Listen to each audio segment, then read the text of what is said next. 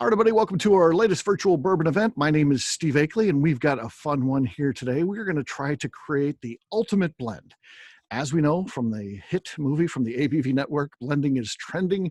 It is something that is going on in the craft world. It's going on in big bourbon, and it's definitely a thing.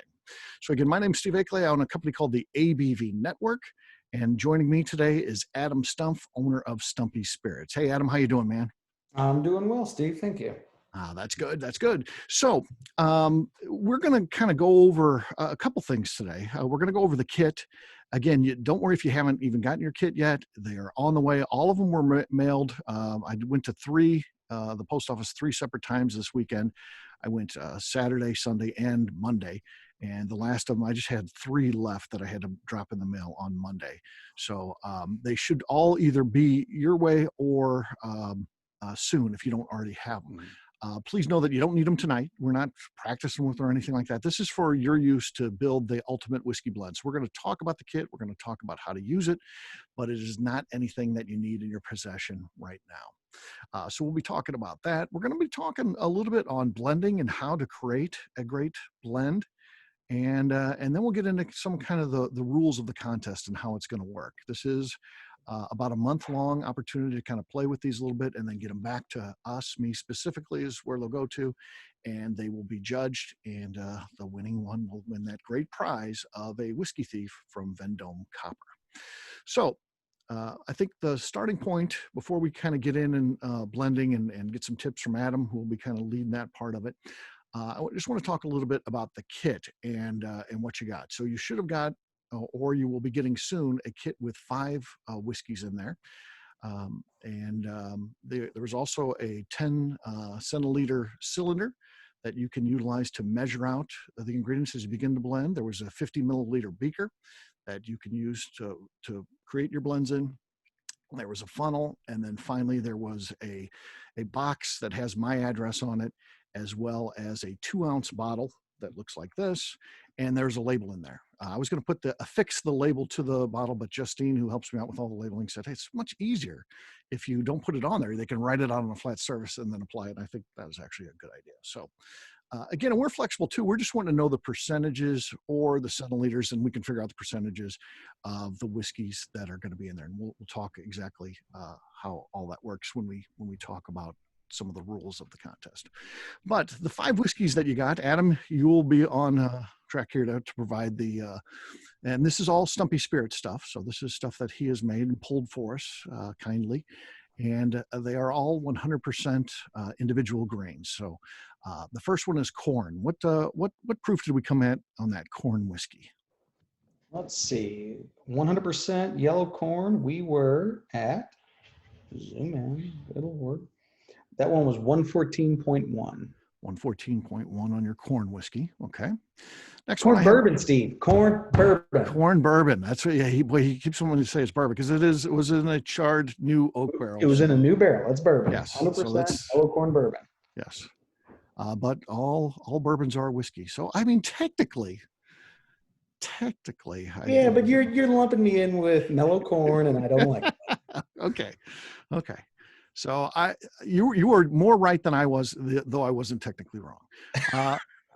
The next one is rye. What does that rye come in at? Let's see. The rye was 118.3. 118.3. Okay. Howdy. Is that malted or? That is 100% cereal rye. Okay. Just regular rye. Cereal rye. All right. Barley. What's our barley coming at? And the barley is malted. So this one is 100% malted barley. 100% it is malted barley. 119.9. Ooh, there you go. That's nice. Okay. And the wheat whiskey. The wheat is the highest proof out of all of them. The wheat is 123.1 proof. Okay. And next up, last but not least, is the 4 grain. The 4 grain bourbon came in at 119.7. 119.7. Okay. So, Adam, I've got a question for you. This is a ruling we're going to make on the fly here.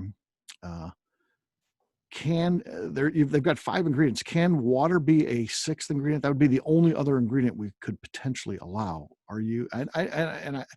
I know that you like to play around with proofs, and you're a big proponent of, batch proof, if you will, isn't always the best proof, or barrel proof in cases if it's an individual one, isn't always the best proof. It's sometimes good to play with those proofs. So are you okay with adding water? Absolutely. Okay. So that's not on your label, folks. If you utilize water, just add that to the bottom, whatever percentage of water that you use. So it's okay to use water. Nothing else is okay. So and this is a blending, so you can't just turn in the corn bourbon and say, that's my blend. I just like this as is. There's no way to improve it. That's not how this works. You have to use at least 3 of the whiskeys. So the water would be a bonus one. So at least 3 of the whiskeys must be utilized. So that's going to be key. If you're only using 2, that's not eligible. It has to be at least 3. We are making a blend, so the art here is to try to blend it. You can then add some water if you feel like messing with the proof improves the taste or flavor of it. So that's good to know. Adam, as you look at that, the first question that I've got for you as we begin to think about blending, how do these proofs play into this? Do you start looking at maybe, does that impact you at all, how much you're utilizing in a blend? Yes and no. Okay. Certainly if you're wanting to stay on the higher end of things, then, it can definitely impact what you're choosing. But being that, there's not a huge variance in proofs here, 123 down to 114. So it's not like there's something that's, 130 and 105.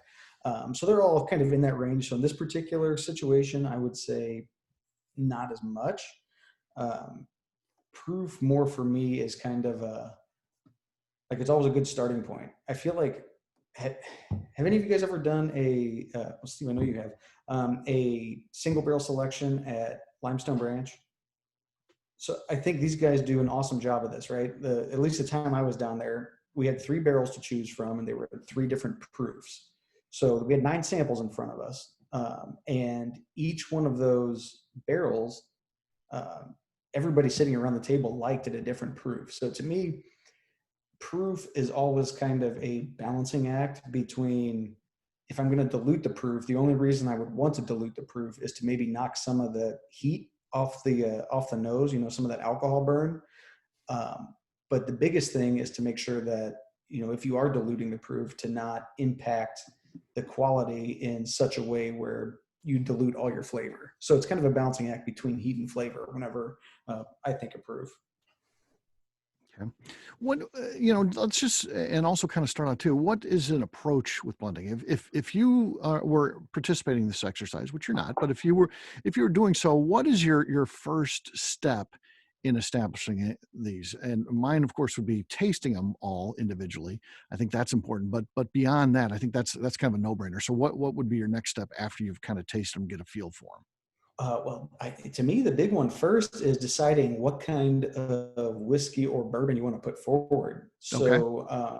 According to the TTB, we could basically you could submit a bourbon whiskey, you could submit a straight bourbon in this lot, you could submit a rye whiskey, a wheat whiskey, or a malt whiskey, and all of those can be blended here. So basically, if 51% or more of the contents of your blend are made up from the rye whiskey, then it's rye.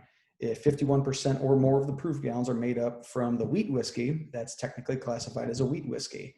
Now here's the kicker, and the reason I feel like it's fun to throw that 4 grain in there. If 51% of your proof gallons or more are made up of bourbon, then it's a bourbon whiskey. So there's 2 bourbons in the set, right? The 100% yellow corn and the 4 grain. So it allows for some different flexibility. But the interesting thing about that 4 grain, even though, say 51% of the proof gallons are made up from the yellow corn and the bourbon, the 4 grain bourbon combined, your other 49% are made up of whatever else. Well, those 51% of those proof gallons you have sitting there aren't necessarily all corn, because that 4 grain is 70% corn, 10% wheat, 10% malt, and 10% rye. So whenever you think of blending, we have to talk more in terms of proof gallons than we do like percentages of grain mash bills, basically. Okay. I had a request to everybody be on mute, and I don't hear anybody else. But if you're not on mute, other than Adam and I, please be on mute. That would be okay. And we'll open it up where you guys can ask whatever questions you want at the end too, and you can always go through the chat as well. So either of those works for us. Adam, one of the things, we shot that movie, Blending is Trending, which was all about blended whiskey and the fact that it's growing in the U.S. and it's kind of inspired this thing. But one of the points Freddie No made, who we watched blend whiskey in the lab at Jim Beam, he said that when he does his blends, he likes to put them together and then leave it for like 24 hours. Is that something that you also subscribe to, or do you feel like when you blend it, it is what it is? It's not going to change in times. Yeah, I do think that it's wise to leave it for at least 24 hours. In fact, when we do things just like, for our regular Old Monroe bourbon, when we add water to a tank that we've got a single barrel sitting in, we'll let that sit for 24 hours before we bottle it. And you will absolutely notice a difference from day 0 to day 1. And what's happening is, in this case, imagine you've got all these different whiskeys sitting in front of you. It's pretty obvious that they all taste and smell different. So what that means is that there are different chemicals making up those different flavors and aromas and everything that you're experiencing. So it should stand to reason that whenever you blend these different chemicals together in various rates, that there are going to be some chemical reactions that happen. And a lot of those just take time. The biggest one is oxidation. You'll tend to notice, especially after you add water, that something might turn a little fruitier than maybe the day before. So I would definitely wait for sure. Okay, so that's good to have as a best practice is do your blends, taste them, and then let them sit for at least 24 hours and come back to them, and your opinion may change on those. And it's important to do because ultimately you're going to be sending it in and there's going to be some wait time in there. So it's a good idea to kind of get an experience for what the judges are going to be exposed to. So I think that's a smart play.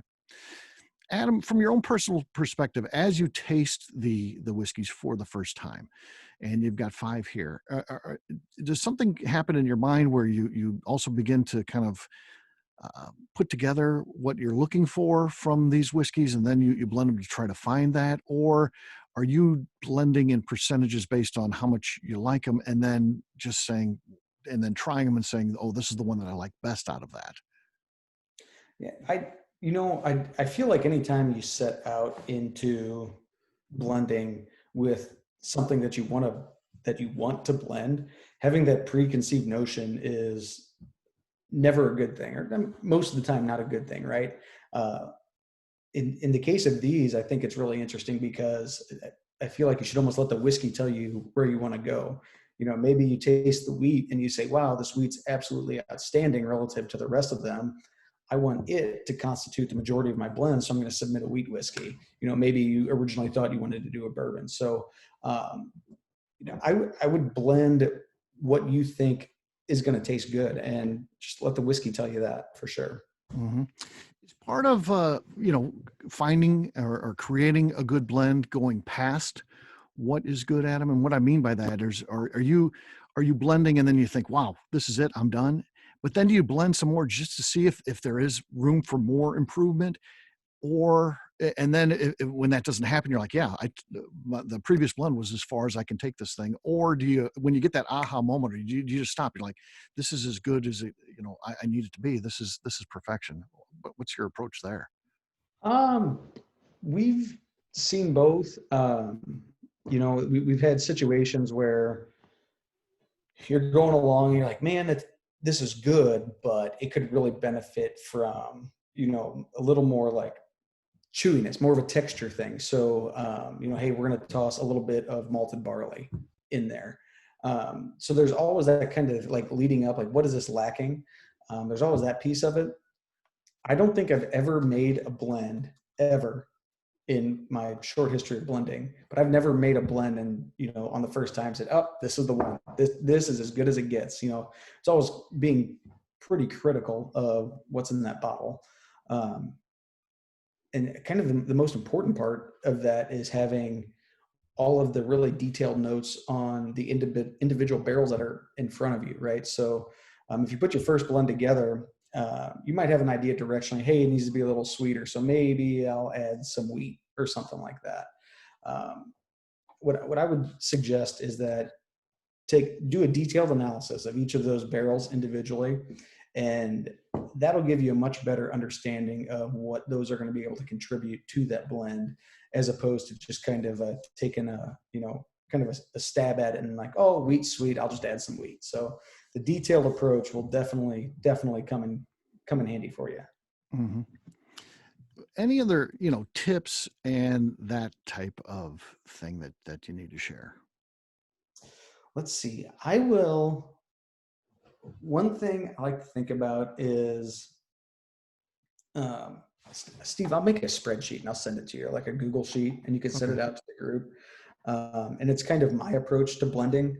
So what it is basically there's the way the government classifies things, right? Mm-hmm. That's a blend based on a proof gallon basis. But then there's the way that pretty well everybody else's brain thinks about a blend, right? You think if you blend, take all of that corn whiskey or all that, damn it, I did it, Steve. All that 100% corn bourbon sitting there, and you blend it with all that wheat whiskey sitting there. You blend those two together, your brain would think, well, it's 50% corn and 50% wheat. That's not the way the government sees that, because the alcohol contents are different. So there's kind of the proof gallon approach, and then what the equivalent mash bill is as well. So I'll make a little calculator with that. And that should hopefully be helpful. And I'll try to toss in a dilution thing in there as well. But, of course, when it comes to water, it should stand to reason. Don't use water out of your tap for sure. Easiest readily available thing is just like a mineral drinking water or something like that. Something without chlorine. So generally like, Nestle purified water is generally fine for that kind of stuff. But obviously you can always put water in, you can't take the water back out. So be super, super careful whenever you're adding that water in, because when you're dealing with amounts this small, like a little bit cap of the bottle can get away from you real quick. Mm-hmm.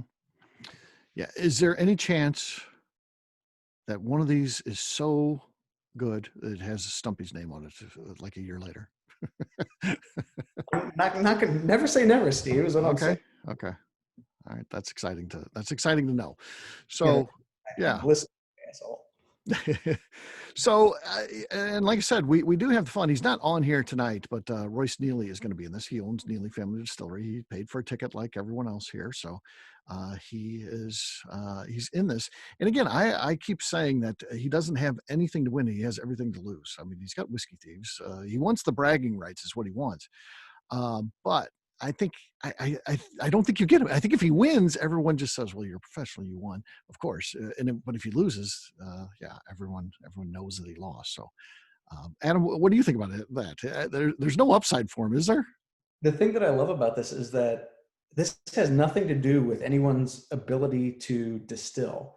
This has everything to do with someone's ability to taste and think about a whiskey critically. So as long as you can do that, I mean, absolutely, you stand the exact same chance of not giving Mr. Neely that whiskey thief. Yeah, which is really nice. It's like I said, I posted that one photo myself holding it with the glove on because I didn't want to get any fingerprints on there for anybody, because I know copper, once you touch it, that's going to oxidize and it's going to be on there. But yeah, it looked like a lightsaber. That thing's huge, so it's cool for sure. Love to have it. So, just a little bit about the rules, and then we're gonna turn it over to questions for you guys. You guys can ask anything you want, whether it's about the rules, whether it's about tips from Adam, whatever you like. Again, you have to create a blended whiskey utilizing at least 3 of the whiskeys. You are allowed to use water. You do need to denote that, put your name on your label, and what percentages or how many centiliters you're utilizing. in that, including water, which is not a list on there. We're adding that based on a conversation I had with Adam after we got started. And I thought that might be a good idea. So we are going to do that. And again, I'm going to summarize all this in an email to you guys via the Eventbrite system. So the same way you received the sign on for this, I'm going to go through that system so I know everybody gets it. It's not me sending out individual emails. It's a one email blast through that. Everybody gets the exact same thing. I'll have the link to the video. I'll have the rules just one last time, and we'll go over that too. So, and I'll put the percentages in case you missed them. You're looking for the proof on the whiskeys. It's going to be done blind then. So Adam and I will get together. Your date to get me your blended whiskey is by November 1st. That's the cutoff date. Now, I deal with these, and we know that there's a potential for an incredibly sad story. There's always something happens. So the official date, the due date, I'm going to give you a relief from that in a second, but the date is 11/1. That's when I need them. We will automatically extend, in case there's a sad story, till November 2nd. So technically, the date is November 2nd. That's when no matter what, and if you say, well, you gave me till the second, what about the third? No, the second is it. So the date is really the first. I'm allowing you up front, just so everyone's on the same exact even keel. November 2nd has to be in our hands. If it misses, it doesn't matter if the post office screwed it up or whatever, just to be out of fairness to everybody, it has to be in our hands by Monday, November 2nd. By the end of the day. So as long as I've got it, you are officially in the contest. If you're not, I hope you had fun blending, and there's a lot of good things you could take from this, but you won't be in the contest. So I just want to let everybody know that up front. So that's that. Adam and I will then be judging. So there are 22 contestants. So there's 22 people in the contest. So that's the field. They're going to be broken up into 4 groups, all done at random. Adam and I have no say in this. There's not the order that you registered or anything like that. We're going to have probably my spouse do this for us, probably over at Adam's place, I would guess, or he can come over to my house. We live pretty close. But then they'll be put into 4 groups. And out of each of the 4 groups, so a couple of groups will have 5, a couple have 4. That again, it's just random, and we won't know who's in that, and we're not even going to publish that. So that's just, it is what it is. There's 2 tickets we didn't sell, but it gives you a better chance of winning. But there are going to be a couple groups that are 5, a couple that are 4. 2 finalists will move out of that. So Adam and I will taste these blind. Won't know anything about it. We're not going to know the percentage of whiskeys that we can remember down the road or anything like that. Then when we get the other one, we're like, oh, that was my favorite in the first round. All we're going to be judging it on solely is taste. So that's it. So we're going to be tasting it. We're going to rank them. And again, out of each of the 4 groups, 2 will get pulled out of there that will go into the finals. So 2 get pulled out of there.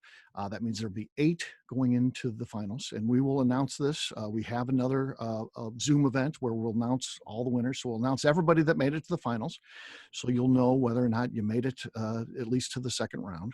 The date on that is Sunday, November 8th at 6:00 p.m. Eastern, 5 Central. Again, I'll put that in the email as well, so you don't miss out on that. You won't get any sort of, you'll get an automated email like you got from me today, but it won't. If you look in your Eventbrite, it doesn't set up where I can put like one event, 2 different dates. So if you look at it, sometimes people look at Eventbrite and know they've got an event coming up. This will show as being over, and you won't see that second date. So you'll need to remember that. Again, mark your calendar, whatever you need to do. And of course, I'll be sending out emails the day of, so that'll remind you if nothing else. So then Adam and I will take those 8 and we will scale it down one more time to the top 4. And again, we'll be sharing who made the top 4 on our next live event on November 8th. And so you'll know if you made the final 4 finalists. And then what we'll do with the final 4 is go from 4, 3, 2, and then finally 1. And whoever is number 1, of course, wins the prize. So that's how it's going to be done. That's what's going to be shared when we get back together. And again, you don't have to attend if you don't make it. You don't have to be present to win or anything like that.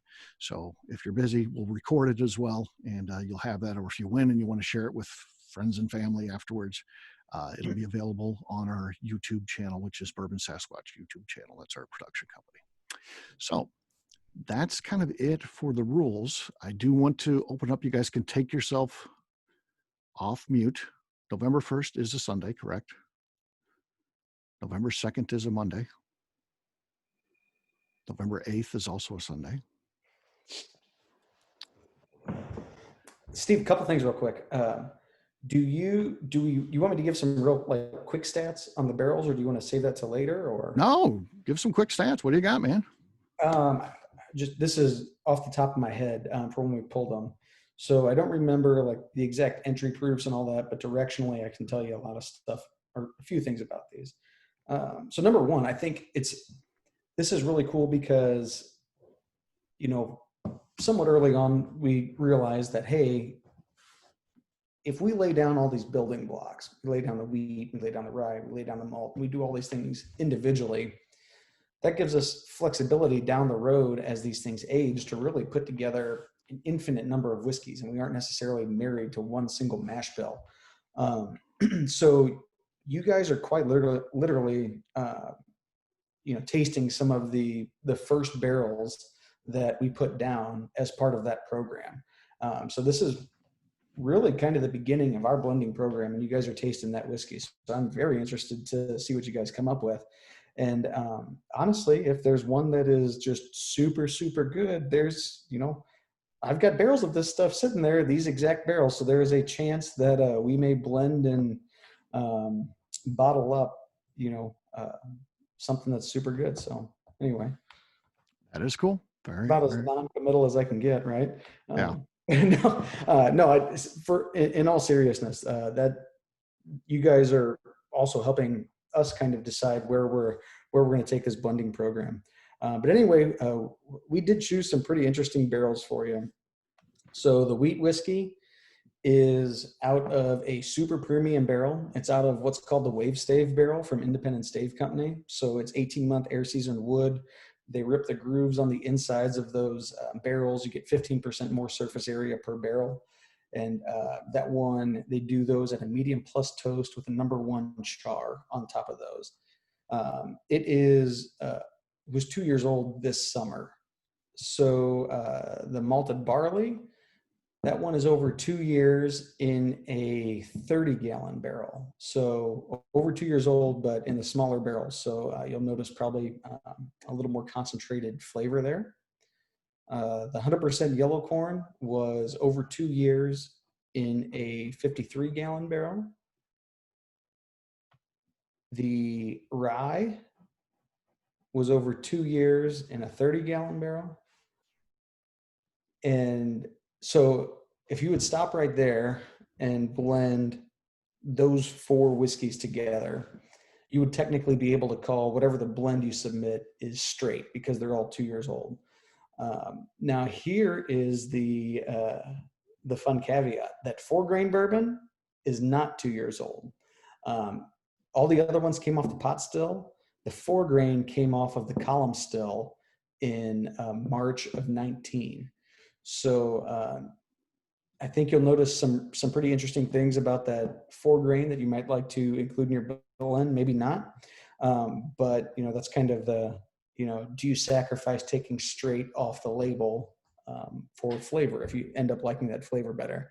The super interesting thing about this bourbon, Steve, right? You know this one. This bourbon has gone through the Monroe County process. It was apparently it's a thing, I guess. It's a thing as of today. That bourbon was activated, charcoal mellowed before we barreled it, just as an experiment. So tell us, I do have a question about the 4-grain. Can you tell us the mash bill of the 4 grains? Yeah, it's 70% yellow corn and then 10% wheat rye malt. Okay. Wheat rye malt. Okay. Justine, can you shoot that over to me afterwards? I don't have a pen here. That way I'll include that in the email for everybody. So yes, that'll be good. First question came in via the chat. Tell me about the lemonades. That's if you want to do a flavored whiskey, of course. No, I'm kidding. There's no flavoring. That's not illegal. If it tastes like lemon, you're disqualified. So no, everybody knows why that's in there, right? Do I have to say that? This is recorded, right? Everyone knows. Shake the box. It covers it up a little bit. It's a noisemaker. It's a noisemaker. So yeah, that's common in alcohol shipping. some sort of noisemaker. So that's all I'm going to say. I don't know. Other questions? Hey, Adam, when you're doing the blending, are you adding water to the individual elements, or do you get the blend and then see if it needs water? This is good. That's a really good question, and I don't have an answer. If it What were, do you do? Yeah. it's a challenge because you don't have a whole lot of Right. liquid sitting right there in front of you. So, as you're tasting and evaluating those elements individually, maybe kind of in your mind think, oh, this one's a little hot on the nose, might benefit from water. So maybe kind of directionally take those notes. But I would be fairly hesitant just in case you're like me and like drop your final blend and have to put another one together or something like that. Yeah.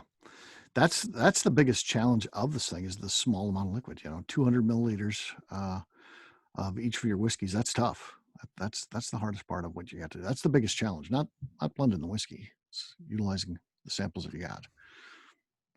And that's a big challenge. I mean, if you find, hey, I tend to really like whiskey in the 95 to 105 finished proof range. If you find that that's something your palate almost always gravitates towards, you're tasting whiskeys in the 120-ish range right now. So they are definitely going to be quite a bit different down there at your 95 to 105 range. So it's an interesting challenge for sure. So you're gonna have to rely a lot on your sensory skills, tasting that higher proof Without stuff. a hydrometer, there's no way for us to know what we're proofing it down to.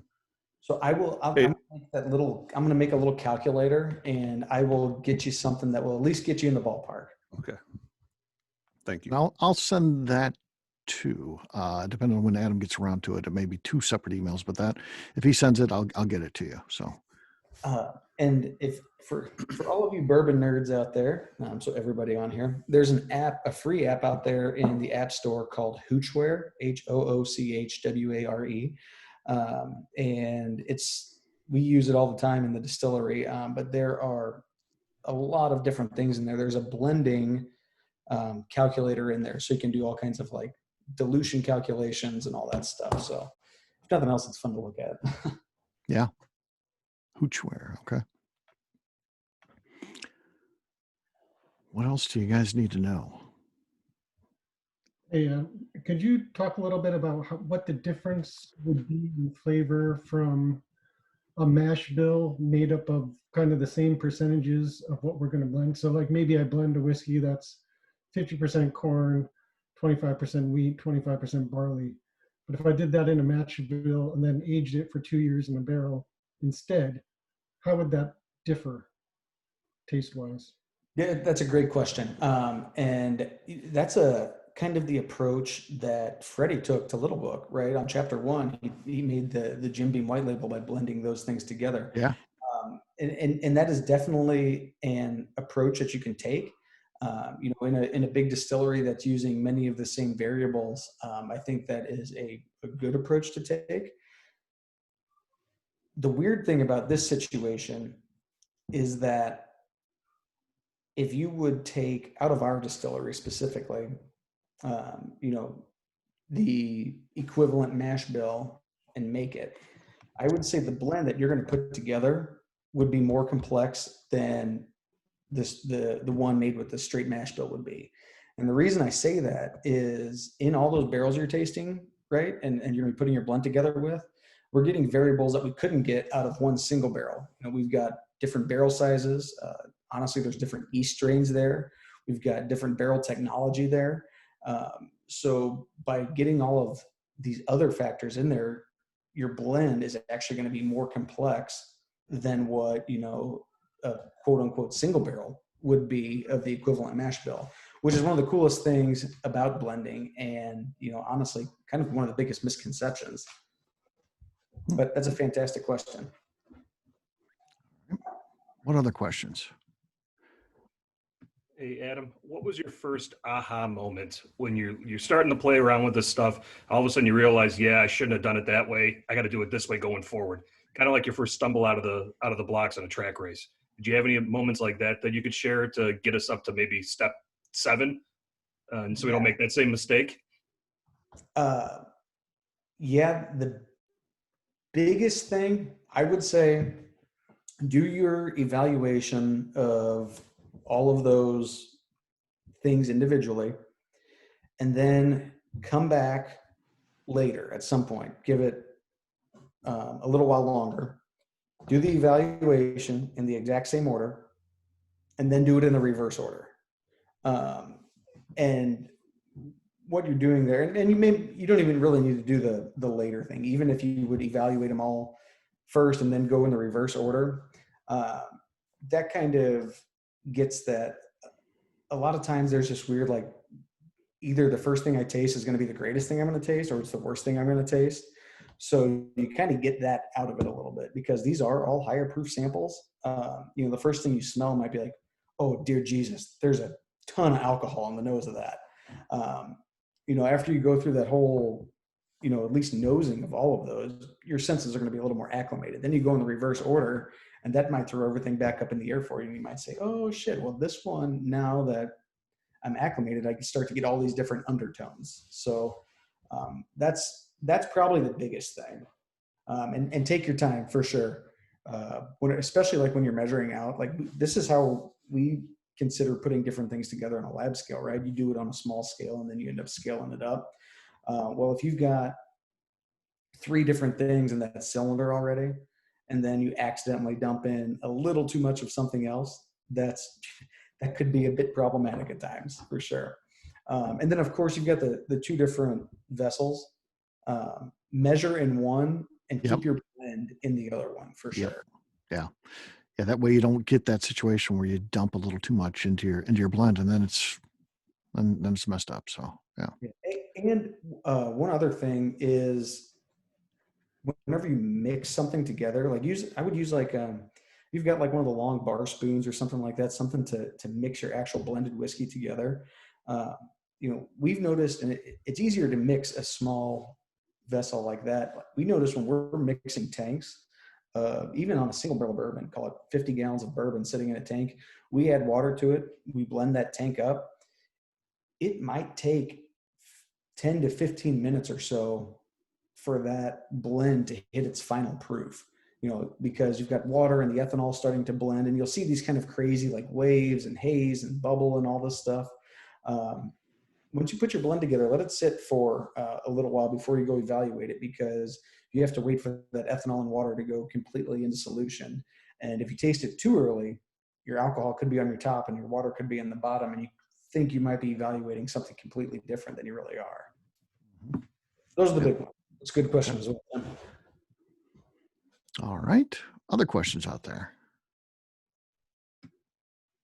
Matt? No? Got another question. When you're trying to make that initial or make a blend, do you have any given the limitations on the amount that we've got to work with, any recommendations on how much to blend into a taste, so we can evaluate our blend? Does that make sense? So I'm a numbers guy. You've got everything sitting in front of you. Just imagine that you've got a scale of 0 to 100 in front of you as well. Grade each one of those things. Put a number to it. This one's an 85. This one's a 62. So on and so forth. And then you've got numeric data sitting in front of you, right, at that point. And that data for that specific sample of the 100% wheat is your interpretation of how good you think it is. Then you've got all those numbers sitting in front of you at the bottom of that paper. Well, just take those and put them together kind of in your overall analysis. For example, if you rate the wheat as a 100 and the rye as a 20, it should stand to reason that you would have 5 times more wheat than rye. You know what I mean? So that's one way to do it. But how much do you think we need for, are we trying to blend everything to a total of a half ounce or something so that we can try to get a good feel for what we've blended? Sure. Steve, can you remind us how many ounces do they have in front of them now? And what's the final submission's 2 ounces, right? 2 ounces is the final submission, and they have 5 200 milliliter samples. Okay. So I got so to do that. 1,000 milliliters. So 200 ml to OZ. All right, so you've got basically 6.5 ounces of each sample sitting there. Steve, the cylinder is 10 centiliters? Yes. I would think you'd want at least, bare minimum, probably a 1 ounce blend sample to evaluate. And we have to send you a 2 ounce sample. Is that correct? Correct. Yeah, Because Kevin, that's a really good point. yeah, it's and the 2 ounces, what comes and why that comes as the amount is, you're talking about up to 3 rounds of 2 people tasting. So Yeah, and it could possibly be less than an ounce per blend too, Kevin. But there are, I think that's enough to really evaluate it at least 2 times, go back to it. So I would say at least an ounce or about an ounce. okay. 100 mil is what we're being corrected. 100 mils is correct. So 3 ounce per sample. Yeah. Yes. Yeah. So if you use 3 things, you're probably, I would say an ounce for a blended sample would be fine to evaluate. That's probably what I'd shoot for. And then I would be pissed at the end, wish I had done half ounce because I want to do this 10 more times. And Yeah. Free refills. Is that free Free refills? Yeah. Yeah. He's going to drive them down to everybody. Just a question about wheat whiskey. Is it tough to work with, and is that why we don't see 100% wheat? I don't know that anybody's getting the wheat whiskey right. I think is definitely one of the big reasons. There's not a lot of good wheat whiskey out there, right? Not yet. Yeah. We've got some that we're holding back. It's really, really good right now. We actually considered putting it in Distiller Select. We're going to hold it though, and we're trying to hold it. We've got some 100% wheat that we're slating for Bottled and Bond next year. So Bottled and Bond, 100% wheat whiskey. But yeah, you're right. There's not a whole lot of people that do it. Part of it is that wheat is 50% more expensive than corn. So it's more expensive to make. You're right. It's a pain in the butt to work with in the stills. There's so much protein in it that it gums up and gets gooey and all kinds of fun stuff. So it's a challenge to work with, much more so than bourbon. Bourbon's got corn oil in it, and that's pretty good at taming down a lot of the foam that you get in the fermenters. It's good. You don't have to deal with as much protein. So yeah, it's a pain to work with. It's more expensive to make, and it's just not as popular of a category. So there's not a huge motivator for big companies to really move into it. Bernheim wheat's been out forever, and you don't see many competitors going crazy. No. Other questions? All right. I've got another, if Okay. that's okay. That's in at the bell. You just got it in barely. Okay. I was waiting. Okay. Okay. Neil, come on, Neil. Man, I'm trying to help you out here. You said to store the blend that we do for 24 hours. Store it how? Leave it in the beaker. Put it in a closed bottle, or how do you recommend doing that? That's a good question. I would, if you leave it in that beaker and then put something over the top of it. I mean, you guys have seen like the little Glenny tasting glasses, and they're like the glass disc that goes on top of those to Yeah. kind of peel that off.